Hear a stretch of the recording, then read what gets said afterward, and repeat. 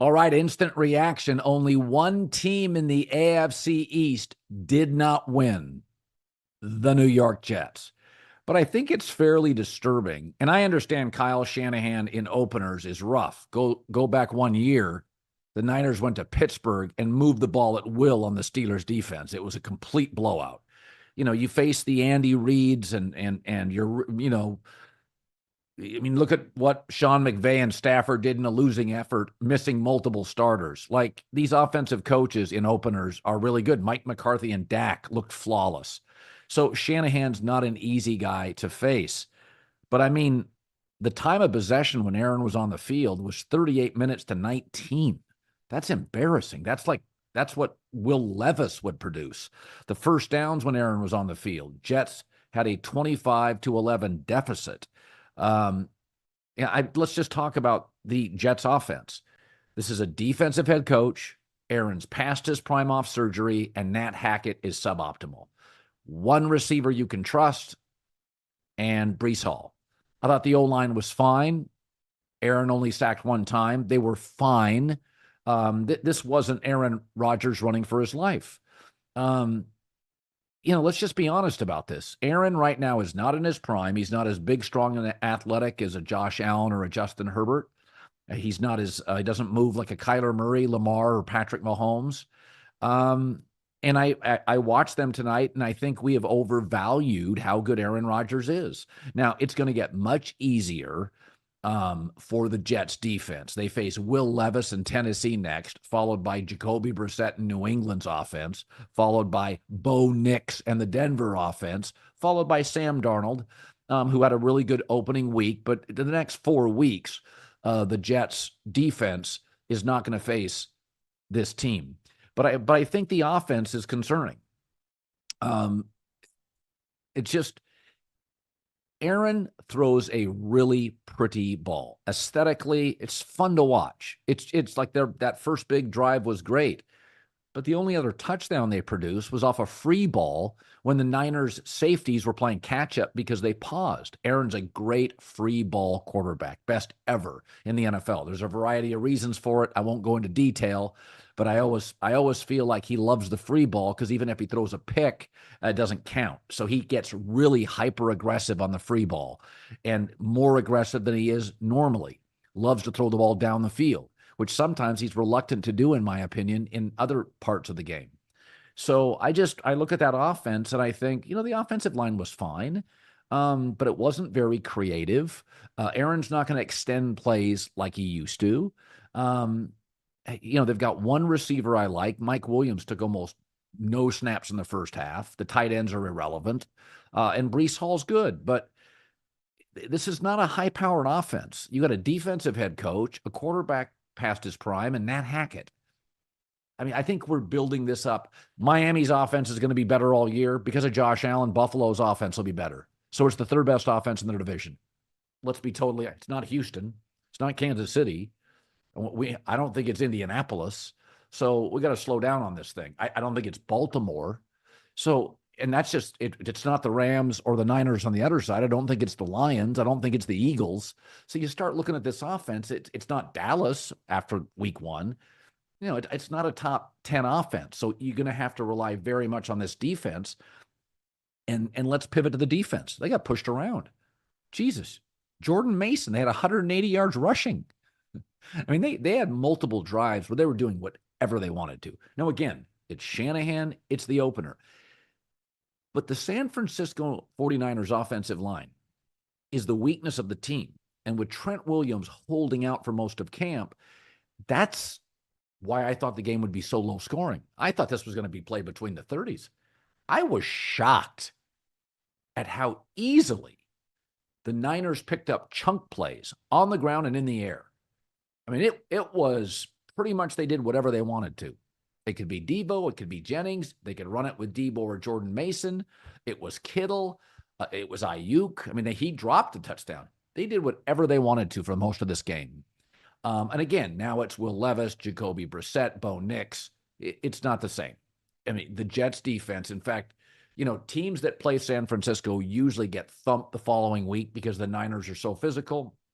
I think the Jets coming back, were kind of physically humiliated in this game. I mean, be honest. You didn't think it would look like that. I didn't think it would look like that. I thought this thing had 23-20 written all over it. I cannot believe what the Niners offensive line did. It was chunk plays, 6-8-11, 6-8-11. It was easy. It was just, and they weren't doing a lot of tricks. I mean, the Rams and the Niners use a lot of motion. I never felt Miami does as well. I didn't feel it was terribly deceptive tonight. I thought the Niners just kind of reared back, ran to the perimeter, and did whatever they wanted to outside the tackles. It was easy stuff. Brock Purdy, I mean, he wasn't squeezing the ball into tight windows. Jennings, Debo, people were open. So this wasn't a very resilient effort by the Jets. I take copious notes. At one point, 23-7, Aaron gets picked. It's 26-7. The free play, but Aaron's a master at that.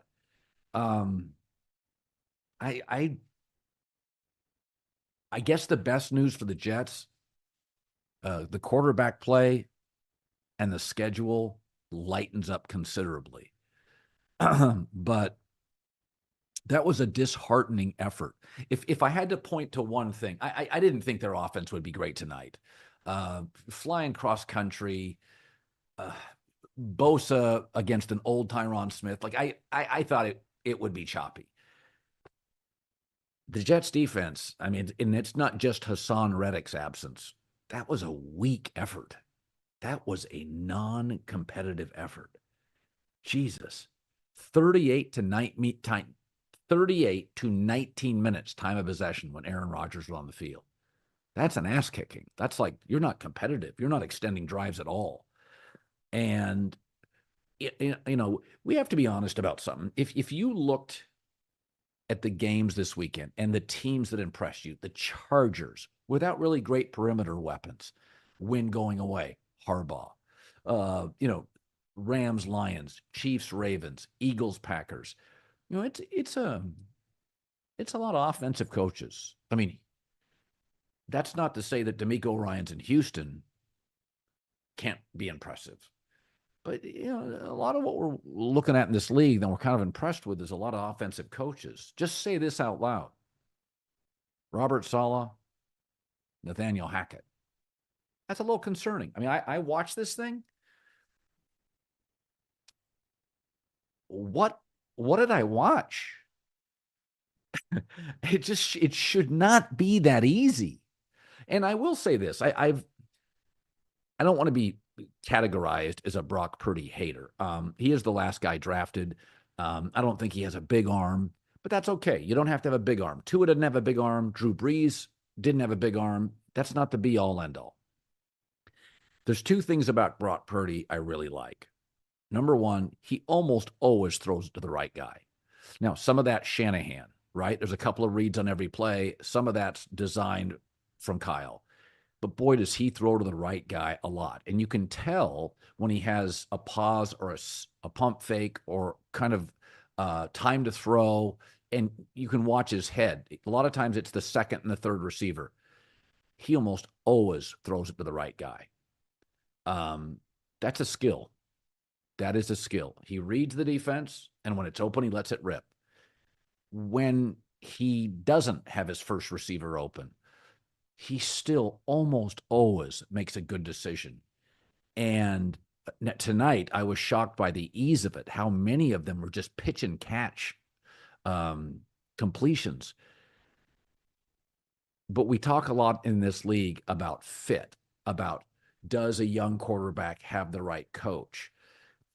But some of it is, does the coach have the right quarterback? And there's always been a reason that Kyle Shanahan, liked Kirk Cousins reportedly. Kirk makes the right throw. Like Kirk can read the defense, gets back. Boy, Brock Purdy, that's a skill. I mean, it's one thing. First of all, he sees the field. We've watched really good, talented quarterbacks in this league. I wouldn't say really good, but talented quarterbacks. Zach Wilson's, Justin Fields. Sam Darnold sometimes. Russell Wilson sometimes don't see the open receivers quickly.